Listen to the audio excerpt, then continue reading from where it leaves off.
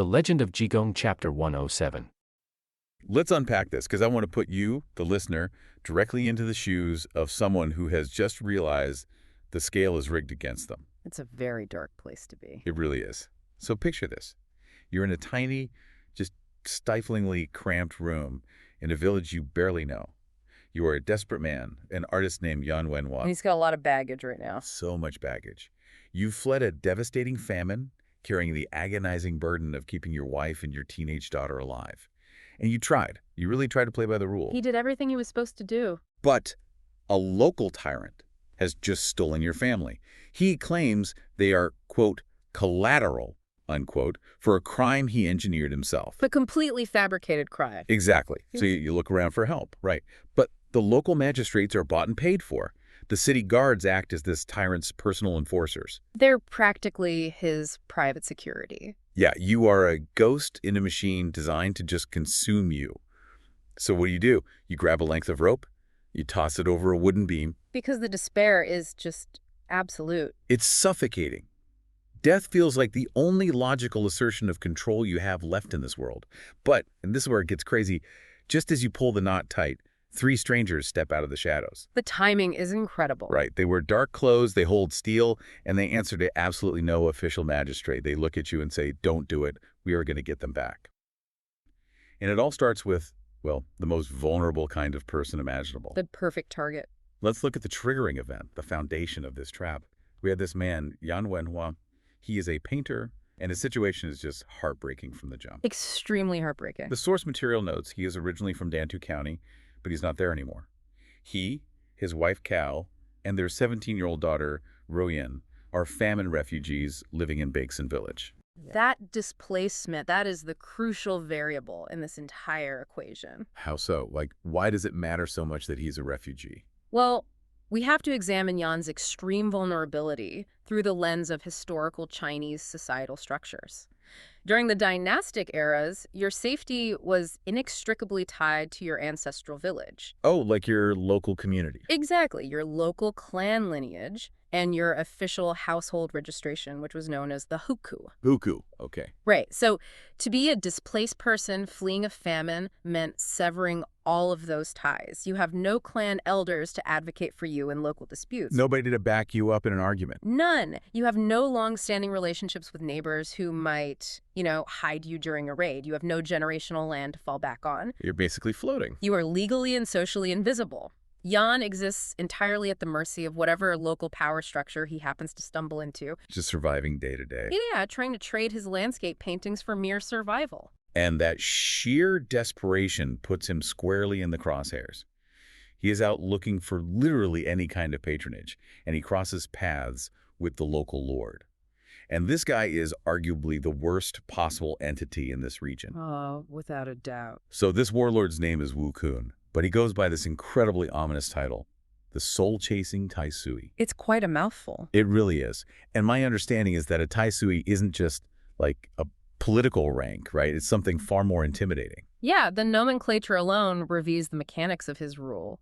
Tai Sui refers to a powerful astrological deity in Chinese culture. Like a god. Basically the god of the year. It's essentially a cosmic force you absolutely do not want to offend. There's actually a popular idiom, breaking ground on Tai Sui's head, which means provoking someone vastly superior to you, just inviting certain disaster. Wow. So he's comparing himself to a cosmic force. Exactly. For a local lord to adopt the title Tai Sui means he has cultivated an aura of unquestioned, tyrannical, almost supernatural impunity. He's totally untouchable. Right. He is elevating himself way above the secular law and then adding soul chasing to the front of it. That implies inescapable lethality. Like he won't just kill you, he'll hunt your ghost. Basically, once his gaze falls upon you, your fate is sealed. He will hunt your spirit to the grave.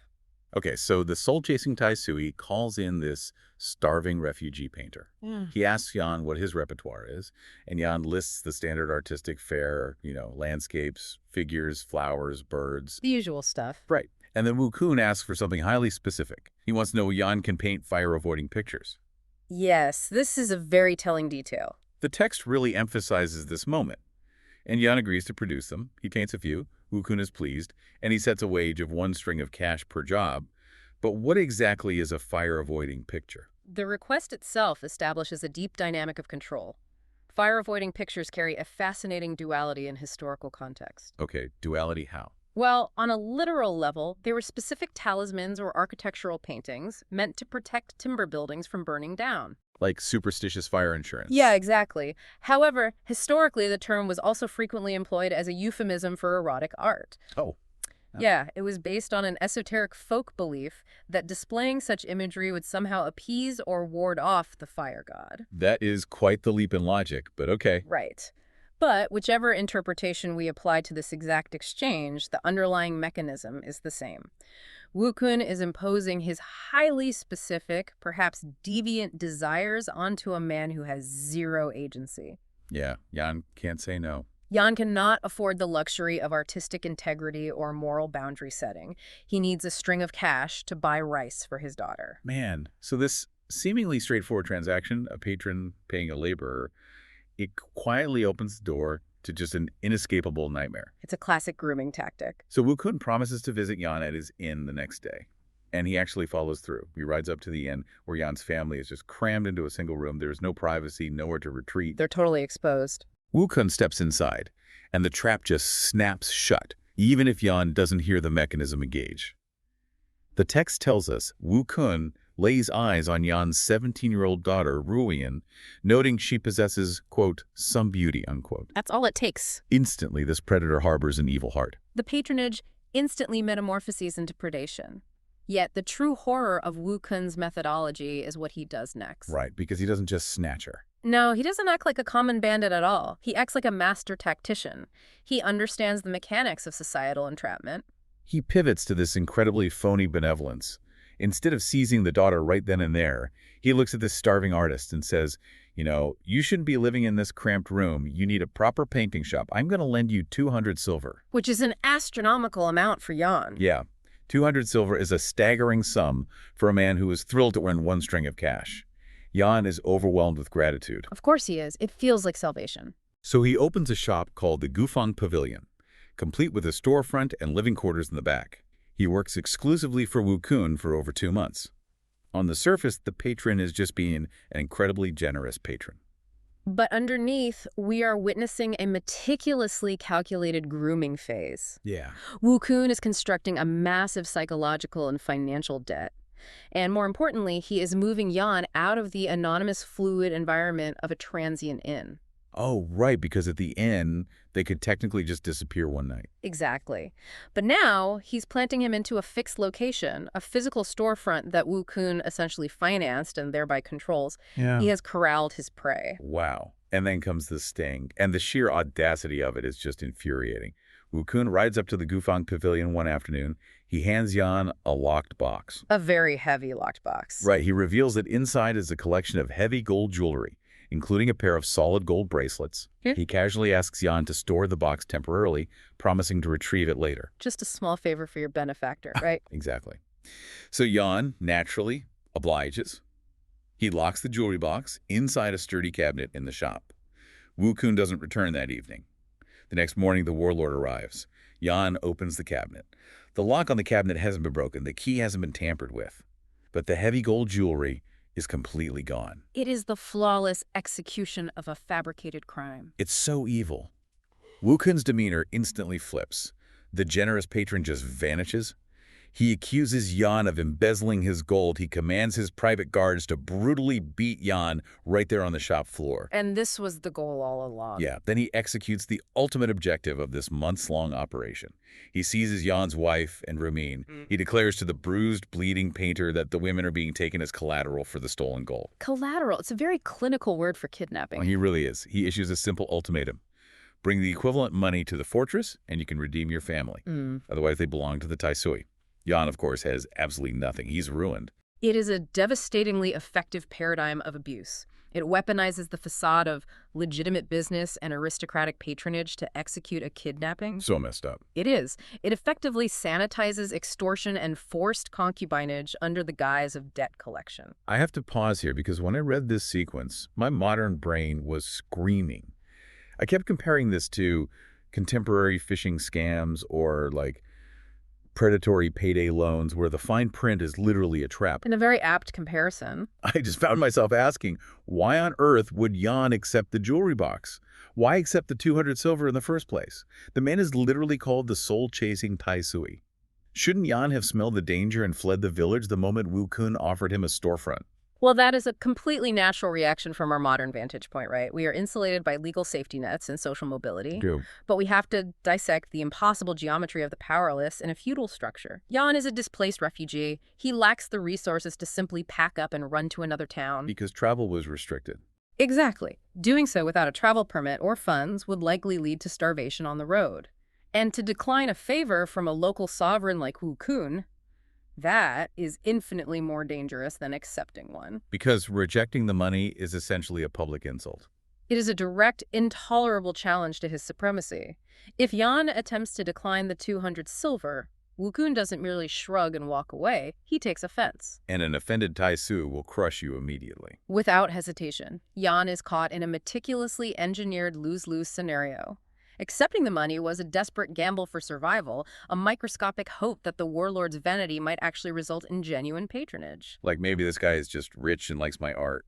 Right. Rejecting it, though, would have been immediate suicide. So when Wu Kun hands him the box of gold to store, Jan is trapped by the social hierarchy. You do not tell the man who controls the local militia, I'd rather not take responsibility for your valuables. Yeah, you take the box, you bow deeply, Yeah. and you pray to whatever gods are listening that nothing goes wrong. But Wu Kun, however, ensured the catastrophe was preordained. Let's talk about the mechanics of the theft itself. The unbroken lock is the centerpiece of the frame-up. Wu Kun almost certainly had one of his own professional thieves slip into the shop, use a master key, or pick the lock without leaving a scratch, solely to engineer this exact confrontation.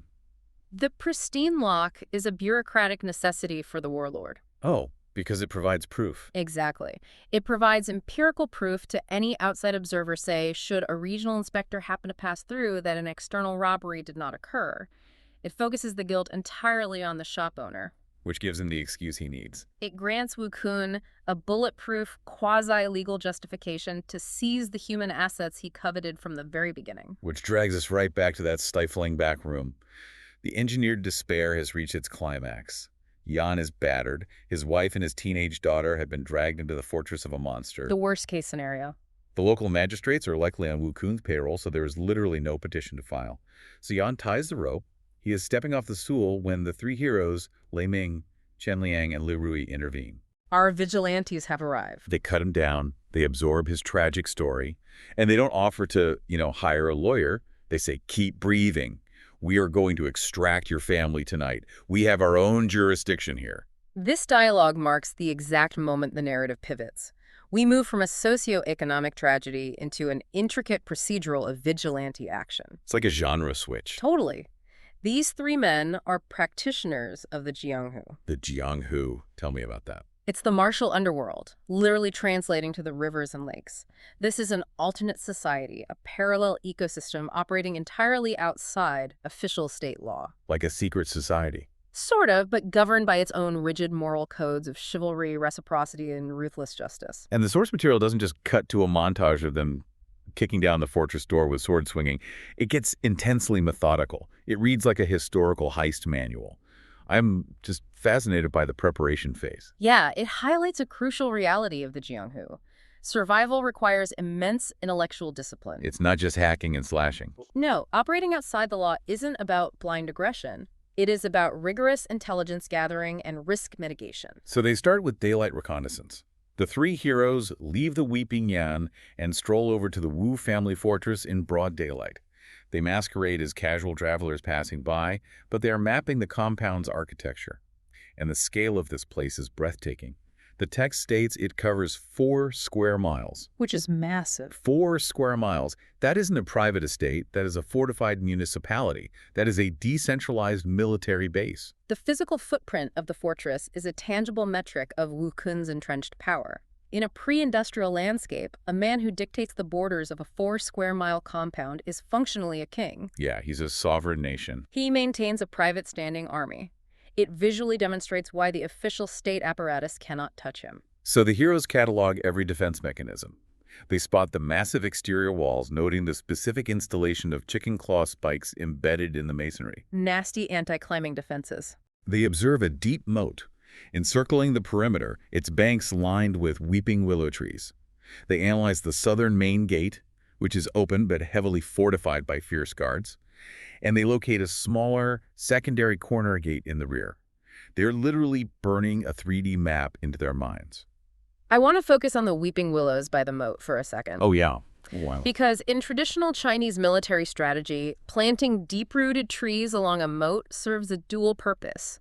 First, it stabilizes the muddy banks, preventing erosion. Practical landscaping. Right. However, it also inherently creates visual blind spots. From a tactical standpoint, those draping branches provide perfect natural cover for an infiltrator to mask their approach to the wall. Oh, wow.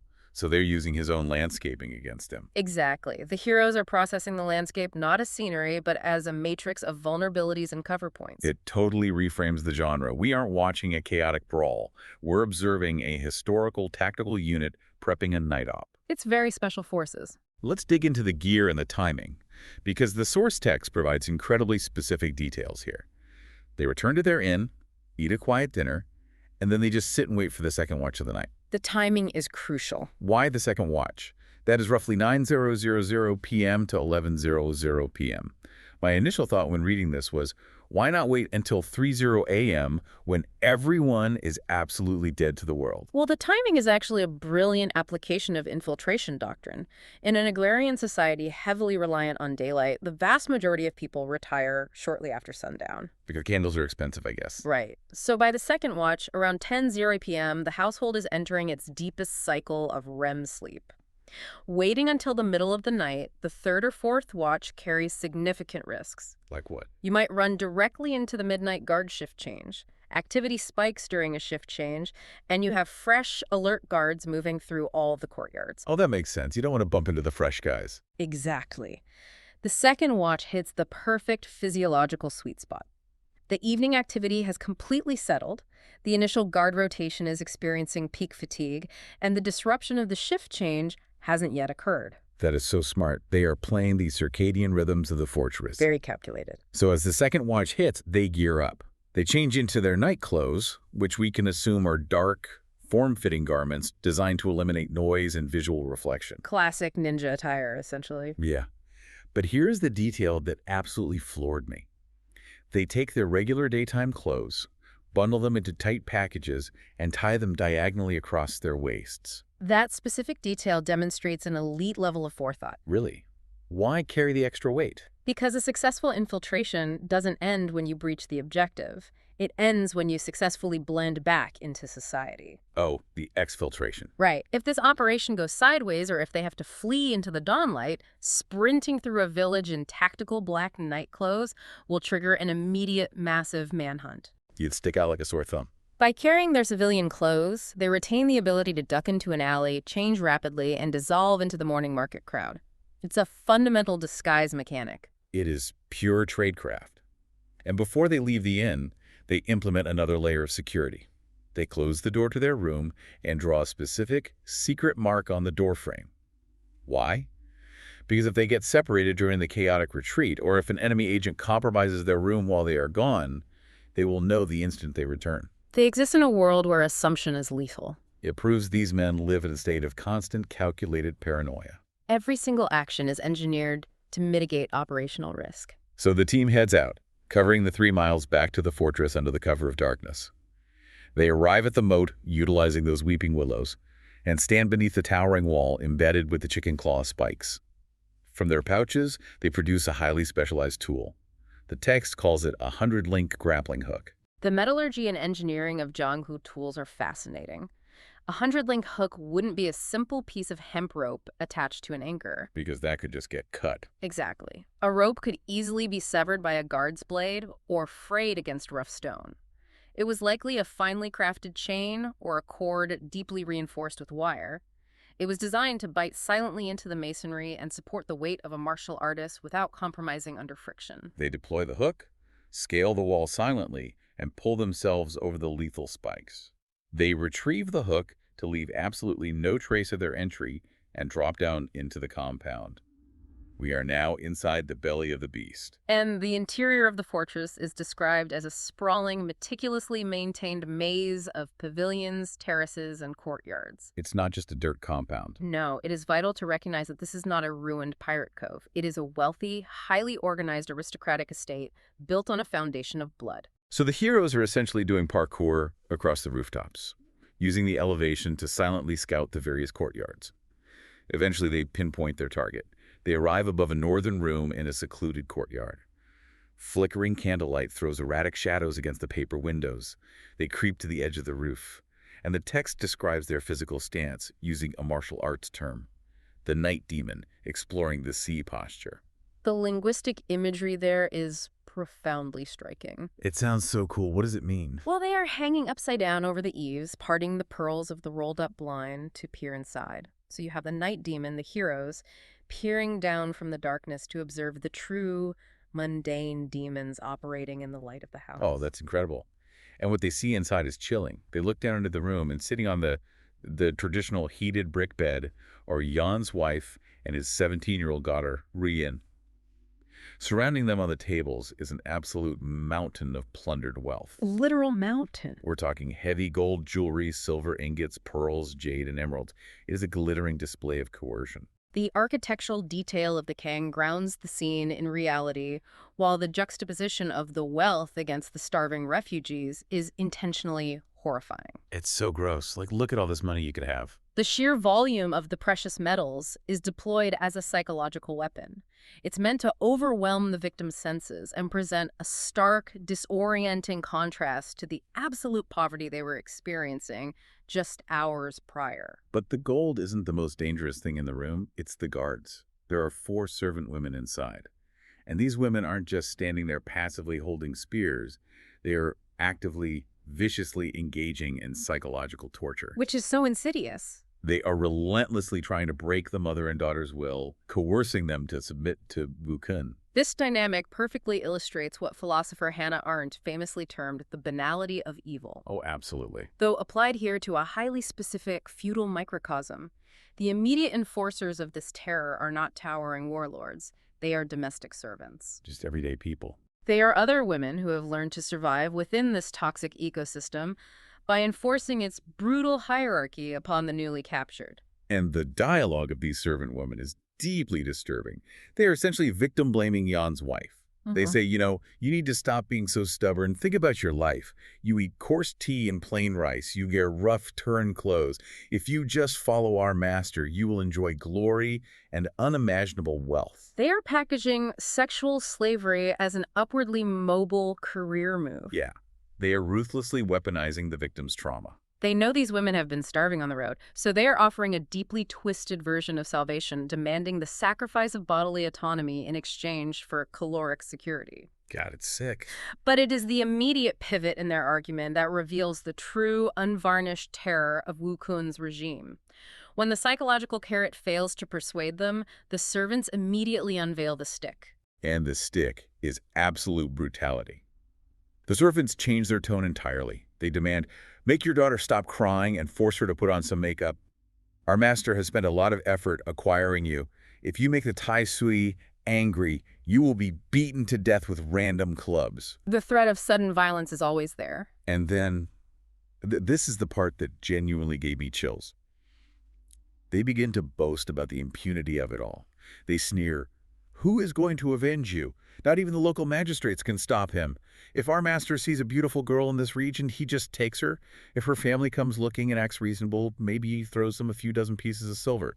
If they don't agree, he beats them to death and buries them in the back garden. That monologue is a masterclass in establishing the sociological stakes of the narrative. The servants are casually admitting to a localized systemic eradication of women and families in their province. Just wiping out families who complain. The normalization of this extreme violence is the most terrifying aspect. The phrase, we'll bury you in the back garden, is delivered with the same mundane inflection as discussing the grocery list. Yeah, like it's a chore. It informs you that this sprawling, beautiful fortress is literally built atop a graveyard.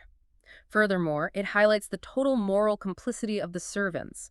They have internalized the tyrant's power so completely that they gleefully act as the architects of his terror. It is a horrific fusion of localized Stockholm Syndrome and absolute unchecked corruption. Yet, in the face of this impossible suffocating pressure, the 17-year-old daughter, Ruyen, finds her voice. Her defiance is staggering. It really is. She glares at these enforcers and declares, "I would rather die. Alive, I will follow my mother and be a decent person. Dead, we will be ghosts together." We have to pause and appreciate the immense sociological weight of that statement. In Song and Ming dynasty cultural contexts, filial piety, the devotion to one's parents, and female chastity were paramount virtues. They were everything. Ruyen is asserting profound moral agency in a space meticulously designed to strip it away. She is rejecting the corrupt logic of the fortress. She is refusing the binary choice presented to her wealth through submission versus violent death, and instead actively choosing death with her honor and family bond intact. That declaration of unyielding morality is the exact trigger the heroes on the roof were waiting for. It's the green light. They have gathered the intelligence, they have witnessed the coercion, they have assessed the guilt. Without a single word, they drop from the eaves, draw their steel, and crash into the locked room. The kinetic energy of that scene must be incredible. The satisfying shock of that kinetic intervention is so palpable.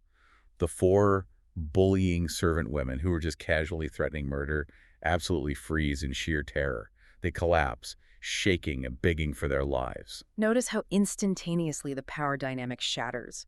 The servants derive their authority entirely from the institutional weight of Wukun. It's borrowed power. Exactly. When confronted with true, unpredictable martial violence from the Jianhu, their borrowed authority evaporates instantly.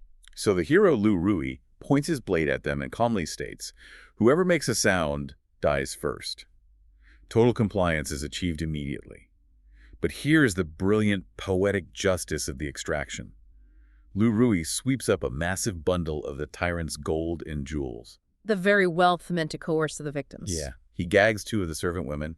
Then he orders the other two sturdy servant women to physically hoist the mother and daughter onto their backs and carry them out. It is a phenomenal inversion of power. So satisfying. The domestic enforcers of the tyrant are conscripted into becoming the beasts of burden for the victim's escape. It physically strips them of their false authority and harnesses their physical strength for a righteous cause. It is deeply satisfying. Saving the family, however, is only the first phase of the operation. Lu Rui takes point, escorting the group out of the room, through the labyrinth of courtyards, and out through that small back garden corner gate they smartly scouted during the day. He walks them the entire 3 miles back to the Gufan Pavilion, where Yan Wenhua is sitting in the dark, likely still staring at the rope hanging from the beam. The emotional whiplash of that reunion must have been staggering for Yan. He believed his lineage was extinguished, his life effectively over, and suddenly his family materializes out of the darkness, escorted by a phantom in nightclothes. I can't even imagine. And Lu Rui doesn't really drop them at the door and vanish. He hands Yan the massive bundle of the tyrant's plundered jewels. He then pulls 30 taels of his own silver from his pouch and presses it into Yan's hands. He issues a stark command. "Take this wealth and run for your lives. Leave this province immediately." Because Wukun will definitely come looking for them. Oh, for sure. So Yan falls to his knees, weeping, thanking him profusely. But Lu Rui stops him. He delivers a parting line that is the absolute pinnacle of classic hero dialogue. He says, "You don't need to thank me. Green hills do not change. Green waters flow forever. We will meet again. Now go." Green hills do not change, green waters flow forever. Or in Chinese, Qingshen Bugai, Lushu Cheng Liu. It is vital we analyze this phrase because it is the philosophical bedrock of the wandering hero, the core of the Wuxia ethos. When I hear that, it feels like a statement on endurance. Like the natural world doesn't care about our petty human struggles or corrupt warlords. It just keeps flowing. And perhaps he's saying his brand of justice is as natural and as inevitable as the river itself. That interpretation beautifully captures the essence of the sentiment. You are hitting on the fundamental philosophy of karmic balance in the Jianghu. Karmic balance, right? The phrase is a humble yet profound way of stating that while human affairs are chaotic and fleeting, the natural world and the moral laws of righteousness endure permanently. It serves to strictly separate the vigilante from the mercenary. Oh, because he's not getting paid. Right. Lu Rui isn't executing this raid for praise, monetary reward, or even Yan's gratitude. He is intervening because the moral balance of the universe was violently disrupted, and it is his duty to restore it. Once the balance is righted, he simply fades back into the eternal landscape. It is incredibly poignant. But before he fades, he addresses the two servant women, who acted as the transport. He tells them, "I should execute you for your complicity in this terror, but you carried them home, so I will spare your lives." He's showing mercy. He is pragmatic, though. He doesn't let them wander off to alert the local garrison. He binds them tightly and gags them, leaving them immobilized in the abandoned shop. It is a calculated, bloodless solution that demonstrates immense restraint. Restraint is the distinguishing characteristic of the righteous martial hero. They deploy violence with absolute precision, never indiscriminately. But that restraint is strictly reserved for the servants, because as soon as Yan and his family disappear down the road into the night, Lu Rui turns on his heel and marches straight back to the fortress. He's not done yet. He bypasses the guards, scales the spiked walls a second time, and regroups with Lei Ming and Chen Liang on the rooftops. So, logically, the victims are safe, the collateral is gone. Why on earth do they go back into the fortress? Because the genre has fundamentally shifted. This is no longer a rescue mission, it is a targeted assassination. Precisely. The extraction of the innocents was merely the prerequisite. With the civilians out of the line of fire, the heroes are now free to address the root cause of the systemic corruption, Wu Kun himself. They are transitioning from saviors into executioners. Exactly. So the heroes traverse the rooftops, moving stealthily toward the brightly lit main hall of the compound. They are hunting the tyrant. They finally locate him, peering down through the tiles into a grand, opulent room. The visual description the source text provides here is incredibly vivid, and I want to break down what it means. The author provides a highly detailed, almost theatrical description of Wu Kun. It is meticulously crafted to evoke a very specific archetype of villainy in traditional Chinese literature, relying heavily on visual cues to communicate his internal corruption. Looking down, the heroes see the soul-chasing Tai Sui sitting in an Eight Immortals chair. Now, based on the name, I'm picturing a massive, ornate piece of furniture, something that dominates the room and forces everyone else to orient their physical space around whoever is sitting in it. That is an excellent way to visualize it. An Eight Immortals chair is traditionally a heavy, commanding piece of Ming or Qing dynasty-style furniture. It's usually part of a set placed around a large, square Eight Immortals table. So it's a major status symbol. Definitely. It denotes high status and wealth. Sitting in one, especially alone in a grand hall, is a profound spatial declaration of his absolute authority over the domain. Okay, so he's in this massive chair. He is wearing a blue silk four-cornered hat and a bright red satin arrow sleeve robe that is entirely embroidered with sprawling blue peonies. His face is described as pale, powdered like oil powder. But contrasting that decadent makeup, he possesses pitch-black sword eyebrows, wide, glaring ring eyes, and a stiff, wiry beard.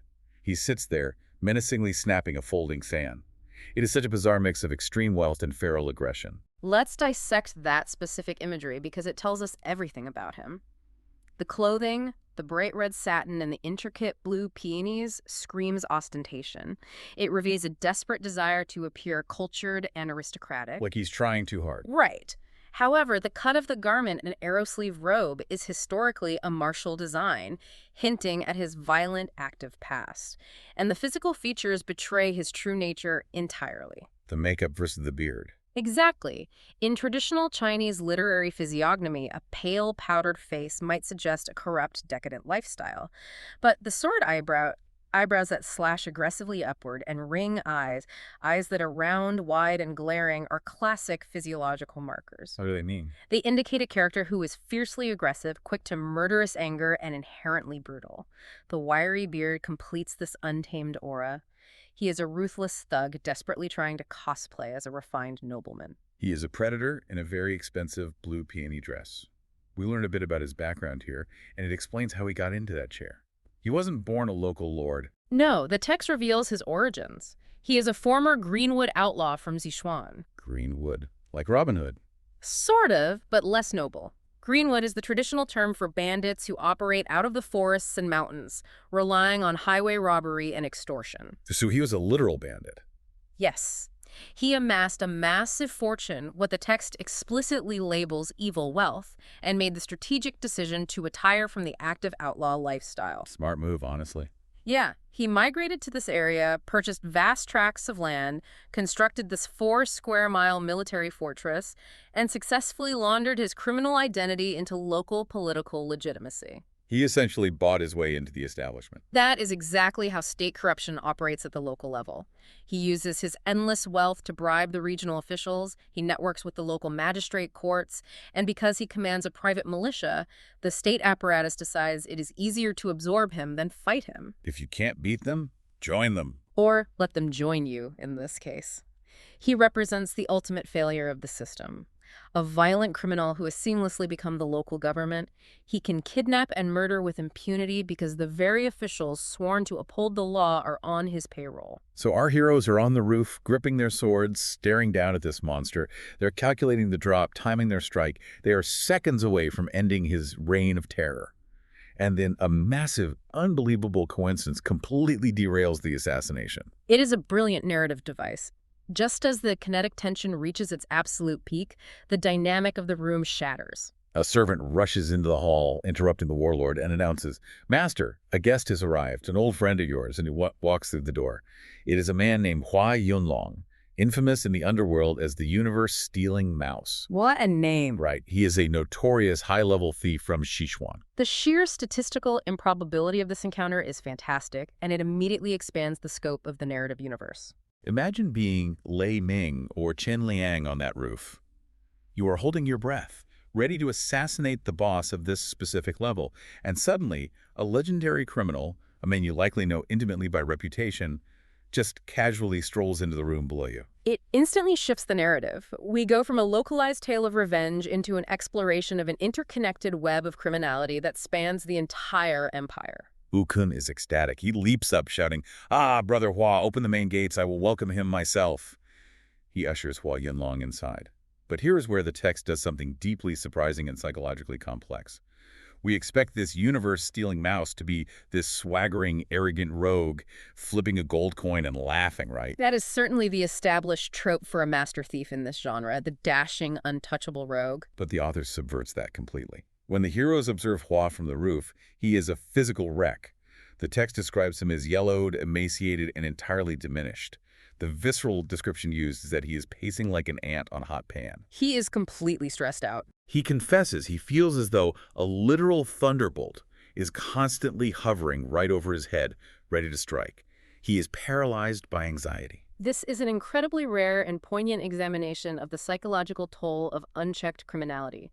We are witnessing a high-level villain experiencing profound, debilitating burnout and paranoia. Why is he suffocating under this stress? Because he pushed the limits too far. The text tells us he is flooded with regret. Now, it's not moral regret. He isn't weeping for the victims he harmed, but deeply practical regret. He realizes his extreme cruelty, his lack of restraint, has left him with powerful enemies in every single province. There is no safe harbor left on the map. He has systematically burned every bridge and salted the earth behind him. He explains his predicament to Wu Kun, and it unfolds as a staggering litany of high-profile, horrific crimes that have drawn the full wrath of the state. Let's unpack his rap sheet, because the audacity is wild. He tells Wu Kun, "I went to Linen and I caused a disaster." He lists them out. First, he bypassed the security of the estate of Prime Minister Qin and stole a priceless jade bracelet and a phoenix crown. The Prime Minister? You don't steal from the Prime Minister. No. Then he committed a brutal murder at the Taishan Tower. Following that, he committed a rape at the Wuzhu Nunnery. He hasn't just stolen money. He has deeply offended the highest political power in the land, and he has committed brutal, violent atrocities against civilians and sacred religious institutions. He is a wanted man on every level. He is entirely out of options. He tells Wu Kun, "I can't go back to Sichuan. The heat is too intense. I can't stay with my other underworld contacts. I am totally desperate." This conversation provides a masterclass in the diverging evolutionary paths within a criminal ecosystem. If we zoom out and look at the bigger picture, we are watching two distinct strategies of survival clash in real time. How do you mean? Look at the contrast between the two men in the room. On one side, you have Wu Kun. Wu Kun is a criminal who fundamentally understood the mechanics of power and restraint. He took his illicit wealth, settled in one location, bought the local authorities, and built an impenetrable fortress. He became the system. Exactly. He localized and institutionalized his cruelty. He preyed exclusively on people like Yanwanhua refugees who possess zero social capital and no power to fight back. Because he operated within the margins of the corrupt system, Wu Kun is safe well-fed, and wearing silk. He played the long bureaucratic game. Exactly. On the other side is Hua Yunlong. Hua lacked all restraint. He stole directly from the prime minister. He committed high-profile, chaotic atrocities that forced the state to respond. He didn't build a fortress or bribe magistrates. He just kept running, stealing, and burning. And now the consequences have caught up to him. He is a hunted animal, starving, sleep-deprived, and begging his former associate for shelter. Wu Kun, feeling incredibly generous and eager to flex his institutional power, offers him that shelter. He boasts, "Just stay here in the fortress with me. Even if the Imperial Law comes knocking for you, I have you covered. Nobody can touch you inside my walls." Which is an insane level of confidence. Right. But then Wu Kun casually drops a piece of intelligence that blows the lid off the entire underworld network. This is the moment the true, horrifying scale of the systemic corruption is fully revealed to you, the listener. Wu Kun says, "Hey, by the way, do you know about our old associate, Tian Gobin?" Now, Tian's underworld moniker is the mountain-suppressing leopard. Another great name. Wu Kun tells Hua, "Tian is doing incredibly well. He relocated to Guazhou Prefecture, and he didn't just buy a fortress like I did. He essentially bought the entire city.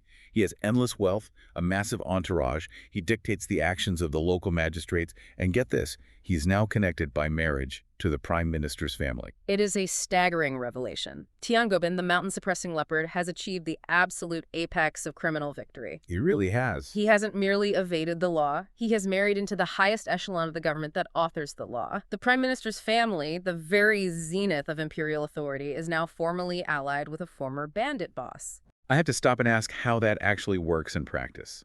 How does a literal bandit marry into the prime minister's family? Don't these aristocratic lineages maintain massive, strictly vetted genealogical records? Oh, they do.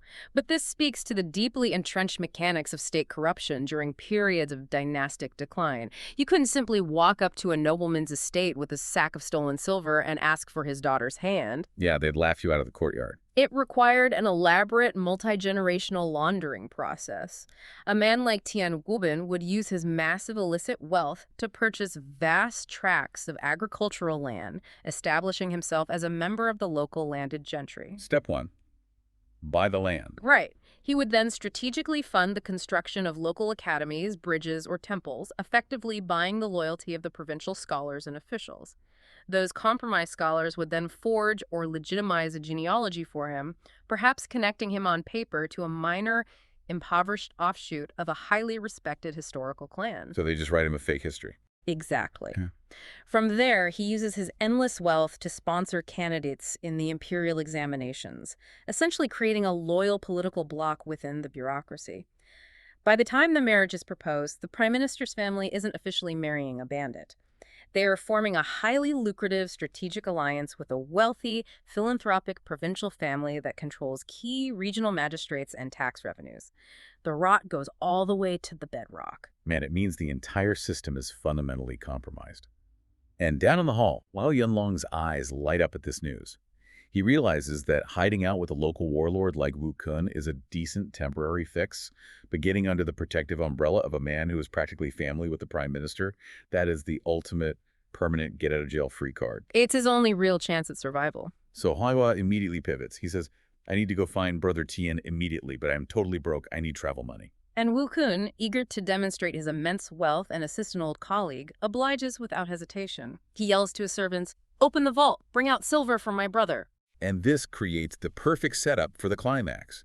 Because back up on the roof, crouching in the night demon posture, the three heroes have heard every single syllable of this exchange. They arrived intending to execute one localized tyrant, and instead they've just stumbled into the most high-value intelligence briefing in the history of the martial underworld. Lai Ming realizes the tactical reality of the situation has completely inverted. The stakes have astronomically shifted. It is no longer solely about avenging Yan Wenhua, although that moral obligation remains. Now they are presented with a fleeting opportunity to capture Hua Yunlong, the universe-stealing mouse, a man actively wanted for severe crimes against the state and atrocities against humanity. Lai Ming runs the calculus in his head. If we can capture Hua Yunlong right now, we avenge the friends he has betrayed in the past, and we can hand him over directly to Jigang, the eccentric magical monk who serves as the overarching protagonist of this entire novel, and fulfill a massive, empire-wide public duty. Capturing Hua Yunlong transcends a simple vigilante act. It becomes a critical intervention to restore a massive disruption in the broader social and cosmic order. The heavy doors of the vault begin to creak open below. The silver ingots are being hauled out. Hua Yunlong is distracted by the promise of salvation. Wu Kun is casually fanning himself, feeling invincible in his fortress. Up on the roof, the moonlight catches the razor edge of steel. Lei Ming slowly, silently reaches for the hilt of his blade. He takes a deep breath, regulating his heart rate. He is a fraction of a second away from launching himself through the tiles to take down two of the most dangerous men in the province.